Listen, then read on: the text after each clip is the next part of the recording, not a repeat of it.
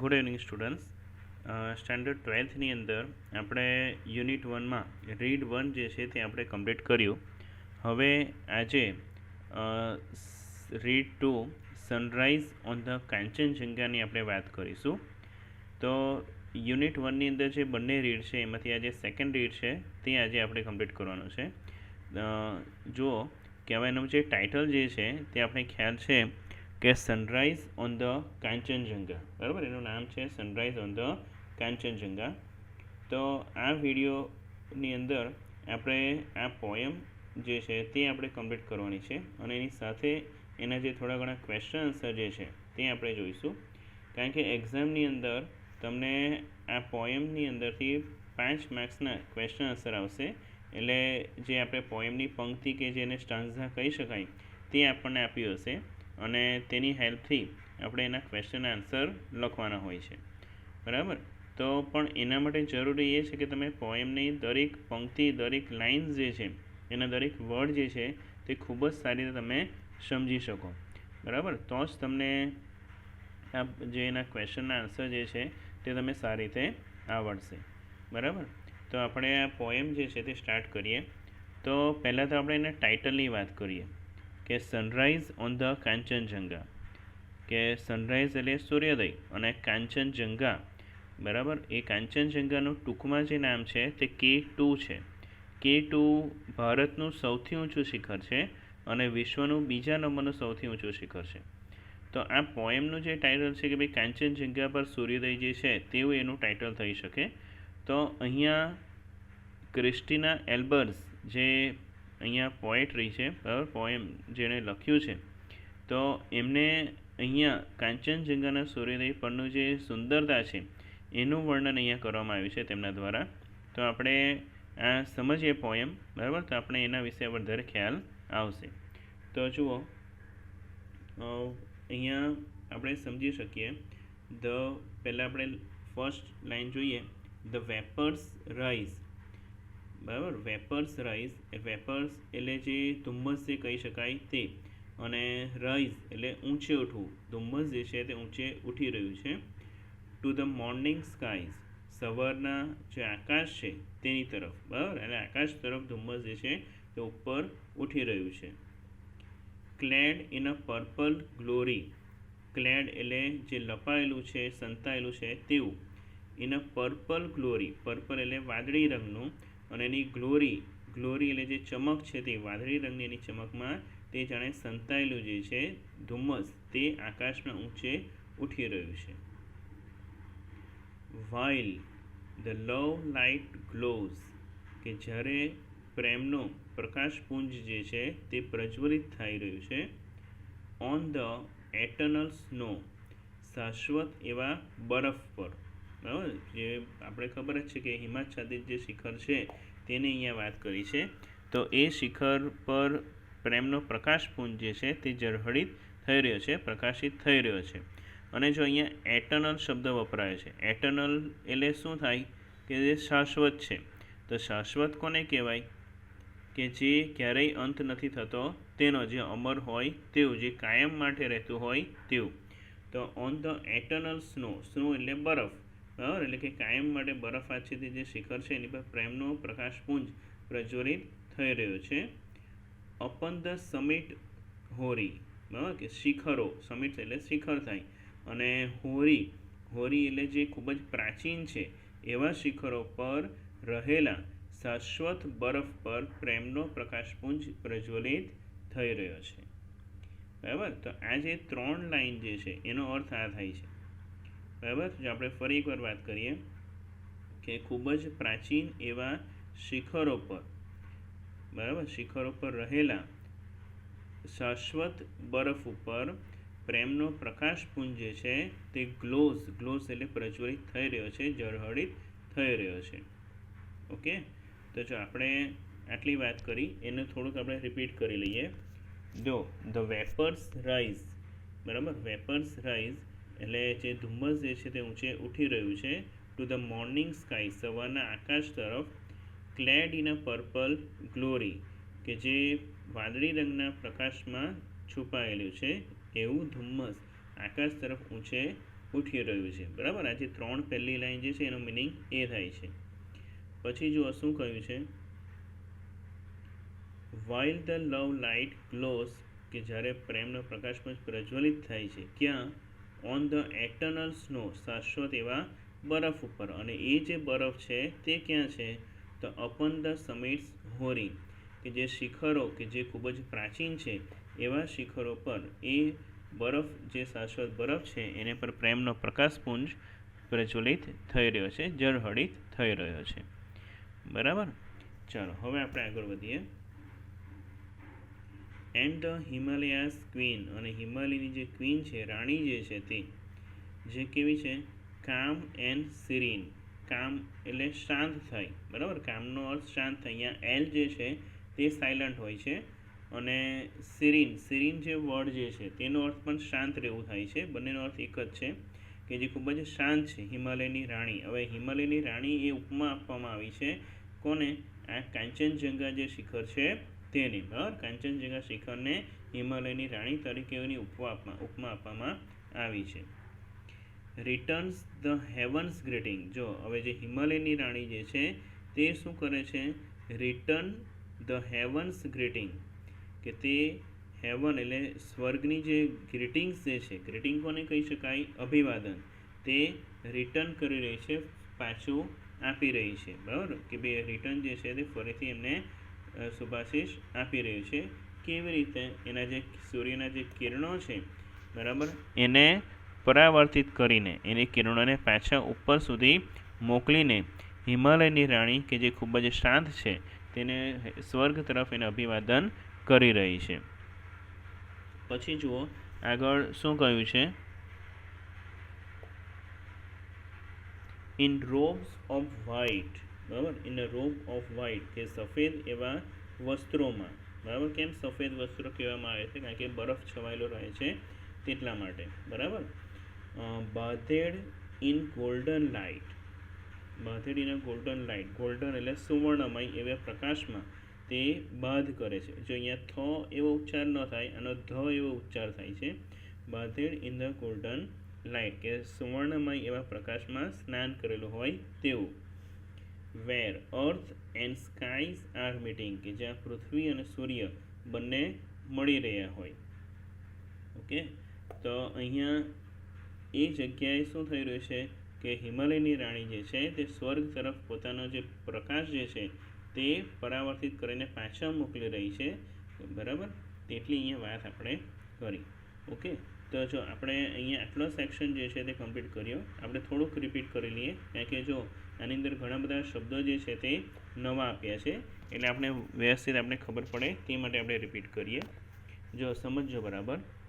The vapours rise, એટલે કે ધુમ્મસ જે છે તે ઊંચે ઉઠી રહ્યું છે. ટુ ધ મોર્નિંગ સ્કાઈઝ, સવારના આકાશ તરફ. Clad in a purple glory, બરાબર, કે ભાઈ વાદળી રંગના જે પ્રકાશ છે એમાં છુપાયેલું, બરાબર. ક્લેડ એટલે છુપાયેલું, સંતાયેલું કે ઢંકાયેલું. while the love light glows on the eternal snows upon the summits hoary.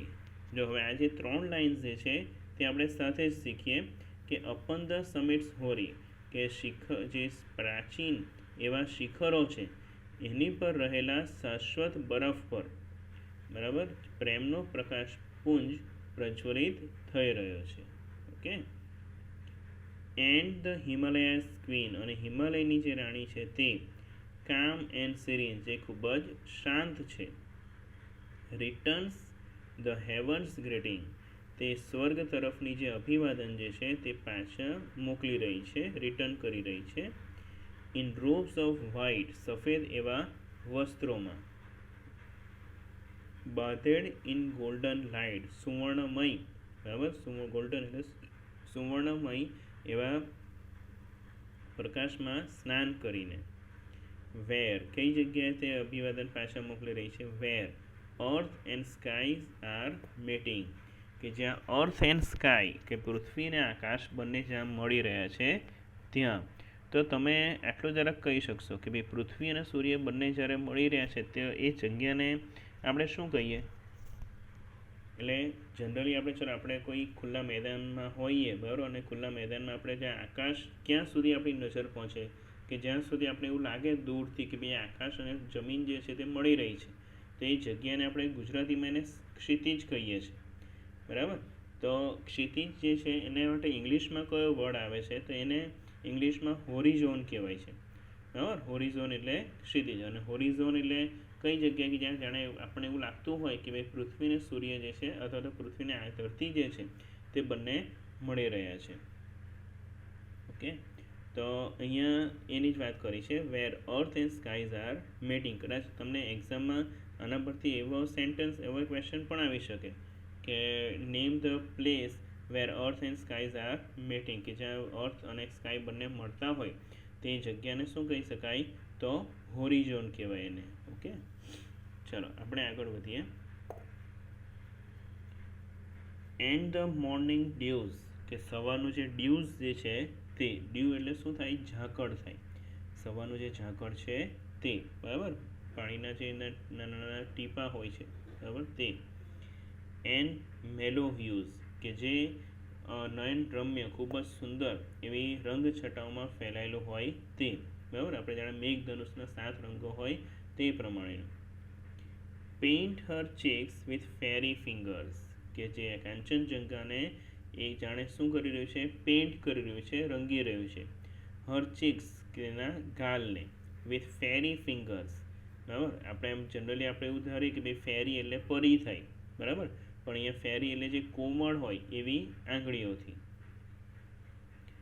While over the reels, કે જ્યાં ઝરણાઓ ઉપર, રીલ્સ એટલે ઝરણા, જો અહીંયા ઓવર જે છે તે શોર્ટ ફોર્મમાં આવી રીતે લખવામાં આવ્યું છે.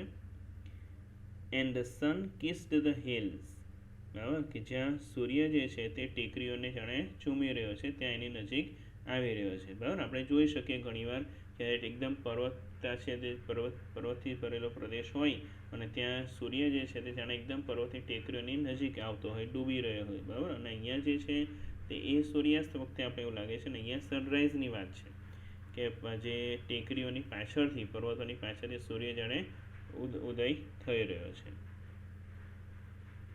The love light gently lingers, પ્રેમનો જે પ્રકાશ છે તે ખૂબ જ જેન્ટલી, કોમળતાથી, નમ્રતાથી, લિંગર્સ એટલે બધે ફેલાઈ રહ્યો છે. ઓકે, તો જો આટલી વસ્તુ આપણે ફરીથી રિપીટ કરીએ થોડી. એન્ડ ધ મોર્નિંગ ડ્યુઝ, સવારનું જે ઝાકળ છે તે, અને મેલો હ્યુઝ, કે જે એકદમ ખૂબ જ નયનરમ્ય એવા રંગીન એવા રંગોથી પ્રકાશિત છે, છવાયેલું છે. Paint Har cheeks with fairy fingers, કે તે એટલે સૂર્યોદય જે છે તે કાંચનજંઘાને તેના કોમળ એવા ગાલોને બરાબર, તેના કોમળ એવી આંગળીઓથી જાણે રંગ કરી રહ્યો છે, પેઇન્ટ કરી રહ્યો છે. વાઇલ ઓવર ધ રીલ્સ, જે વાઇલ ઓવર ધ રીલ્સ, ક્યાં, ઝરણાઓ ઉપર બરાબર. રીલ્સ એટલે ઝરણું, જેને સ્ટ્રીમ પણ આપણે કહી શકીએ. And the sun kissed the hills, કે જાણે સૂર્ય જે છે તે પર્વતની એની ટેકરીઓને ચૂમી રહ્યો હોય. The love light gently lingers, અને ત્યાં પ્રેમનો પ્રકાશ જે છે તે ખૂબ જ નમ્રતાથી લિંગર્સ એટલે ફેલાઈ રહ્યો છે બરાબર, જાણે લહેરાતો હોય તેવું. હવે જો આગળ. એન્ડ ધ બ્રેકિંગ ડે, ચલો તમને આ ખ્યાલ છે, બ્રેકિંગ ડે અહીંયા કહેવામાં આવ્યું છે. તો બ્રેકિંગ ડે કોને કહેવાય, કે ભાઈ જ્યારે દિવસ ઉગતો હોય ત્યારે એ સમયને બ્રેકિંગ ડે કહેવાય. સેન્ડ્સ ધ ફર્સ્ટ ફેઇન્ટ રે, સૂર્ય જે છે તે પોતાનું પહેલું ઝાંખું કિરણ બરાબર, ખૂબ જ આછું એવું, ઝાંખું તો કદાચ ન કહી શકાય પણ આછું એવું કિરણ જે છે તે મોકલી રહ્યું છે. ઓફ લવ્સ અનડાઇંગ ફાઉન્ટેન્સ, બરાબર, કે ભાઈ પ્રેમના ક્યારેય નાશ ન પામે એવા કિરણો તરફ. While the heart feels the thrill, અને તે સમયે હૃદય જે છે તે થ્રિલ એટલે રોમાંચ અનુભવે છે. Of the voice from the hills, શેનાથી રોમાંચ અનુભવે છે, કે ટેકરીઓ તરફથી આવતા જે અવાજ જે છે, શાંત એવો જે અવાજ હોય છે એના કારણે બરાબર, કે હૃદય જે છે તે રોમાંચ અનુભવી રહ્યો છે. And the solve that dwells in the mountain. અને એ કોનો અવાજ જાણે આવી રહ્યો છે કે એ સોલ એટલે કે આત્મા જે છે તે ડ્વેલ કરે છે એટલે જાણે રહે છે, બરાબર, કે ભાઈ મારો આત્મા જે છે તે આજે પર્વતોમાં વસી જાય છે, બરાબર, રહે છે, બરાબર, જે વસેલો છે તે. એટલે કવિયત્રી જે છે તે અહીંયા એ જ કહે છે કે આટલી સારી જે સુંદરતા હોય છે એને કારણે મારો આત્મા જે છે તે જાણે અહીંયા જ રહી જાય છે, બરાબર. જો અહીંયા શું કહ્યું આપણને, એન્ડ ધ બ્રેકિંગ ડે, જ્યારે દિવસ ઉગે છે, દિવસનો ઉદય થાય ત્યારે, ઓફ લવ્સ અનડાઇંગ ફાઉન્ટેન્સ, બરાબર, અનડાઇંગ ફાઉન્ટેન એટલે જાણે અમર પ્રેમના ઝરણાને શું કરે છે, while the સેન્ડ્સ the first faint રે, કે પહેલું સૂર્યનું જે કિરણ છે તે મોકલે છે. અને ત્યારે શું થાય છે, Y the heart feels the reels, કે જ્યારે હાર્ટ જે છે, બરાબર, તે રોમાંચ અનુભવે છે. Of the voice from the hills, શેનાથી, કે એનો એ અવાજ સાંભળીને, બરાબર, કે જે પર્વત શિખરો પરથી આવી રહ્યો છે તે અવાજ સાંભળીને તે રોમાંચ અનુભવે છે. And the solve that dwells in the mountain, અને આત્મા, બરાબર, મારો આત્મા જે છે તે અહીં જ પર્વતોમાં ડ્વેલ થાય છે. ડ્વેલ એટલે વસી જાય છે, રહી જાય છે, બરાબર. તો આ પોએમની અંદર આપણે જે વાત કરી તે કાંચનજંઘા પર જ્યારે સૂર્યોદય થાય છે ત્યારે એ જોઈને કવિયત્રીનું જે હૃદય છે તે કેવું પ્રફુલ્લિત થઈ જાય છે, બરાબર, કે તેમને કેટલી જે આનંદ થાય છે એની વાત આ પોએમમાં કરી છે, એની સુંદરતાની વાત જે કરી છે અહીંયા, બરાબર. તો વિદ્યાર્થી મિત્રો તમને આની અંદર ખબર પડી હશે, કારણ કે આની અંદર દરેક વર્ડ જે છે, બરાબર, દરેક શબ્દ જે છે તે આપણે ખૂબ જ સારી રીતે આને સમજવાનો છે, તો જ આપણે આ પોએમ જે છે તે સારી રીતે ખબર પડી શકે છે, બરાબર. હવે થોડાક એના આપણે શબ્દો જોઈ લઈએ.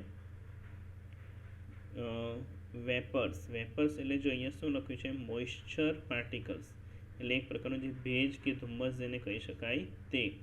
ક્લેડ, ક્લેડ એટલે કવર્ડ, જે છવાયેલું હોય, જે કવર કરેલું હોય, ઢંકાયેલું હોય તેવું. પછી જો એટર્નલ, એટર્નલ એટલે શું થાય, સેમિંગલી એવરલાસ્ટિંગ, એવરલાસ્ટિંગ એટલે જે કાયમ માટેનું હોય તેવું. પછી સ્નોઝ, સ્નોઝ એટલે હિમ એટલે કે બરફ. પછી સમિટ, સમિટ એટલે હિલ ટોપ, હિલ ટોપ એટલે પર્વતનું જે શિખર છે તે. પછી જુઓ હોરી, હોરી એટલે શું કહેવાય ને, ઓલ્ડ અથવા એન્શન્ટ, કે જે પ્રાચીન છે તેવું. પછી સિરીન, સિરીન એટલે જો આપણે અહીંયા વર્ડ જોયા છે સિરીન અને કામ, તો એ પણ એ જ અર્થ છે, સિરીન એટલે કામ અને પીસફુલ, જે શાંત હોય તે. પછી રોબ્સ, રોબ્સ એટલે સિરિમોનિયલ ડ્રેસ, એટલે સિરિમોનિયલ ડ્રેસ એટલે એક રીતે જે સફેદ વસ્ત્રો હોય છે તે. ડ્યુઝ, ડ્યુઝ એટલે વોટર ડ્રોપલેટ્સ, એટલે જે ઝાકળના ટીપા હોય તે. મેલો, મેલો એટલે moist, moist and rich in texture, કે ભાઈ ખૂબ જ સુંદર રંગોની અંદર છવાયેલું હોય તેવું. અને હ્યુઝ, હ્યુઝ એટલે શું થાય, શેડ્સ ઓફ કલર, રંગના અલગ અલગ શેડ જે હોય છે તે અલગ અલગ રંગો. પછી રીલ્સ, રીલ્સ એટલે સ્ટ્રીમ, ઝરણું જેને કહી શકાય તે. પછી લિંગર્સ, લિંગર્સ એટલે શું થાય, સ્ટેઝ બિહાઇન્ડ, કે જે પાછળ રહ્યું હોય તેવું. ત્યારબાદ અનડાઇંગ, અનડાઇંગ કોને કહી શકાય, નેવર એન્ડિંગ, કે જ્યારે એનું ક્યારેય અંત ન હોય તેવું. એટર્નલ, બરાબર, શાશ્વત. થ્રિલ્સ, થ્રિલ્સ એટલે શું થશે, ડિલાઇટ કે જોય, ખૂબ જ આનંદની વાત હોય તે, રોમાંચ હોય તે. થ્રિલ એટલે રોમાંચ થાય. અને ડ્વેલ્સ, ડ્વેલ્સ જે છે તેનો અર્થ શું થાય છે, લીવ્સ ઓર રિસાઇડ્સ, લીવ્સ એટલે રહેવું, બરાબર, રિસાઇડ એટલે પણ આપણે રિસાઇડ પરથી જે વર્ડ બને છે રેસિડન્ટ બને છે, બરાબર. રેસિડન્ટ એટલે છે જગ્યા, રહેવાની જગ્યા હોય તે, આપણું જે એડ્રેસ હોય છે તે.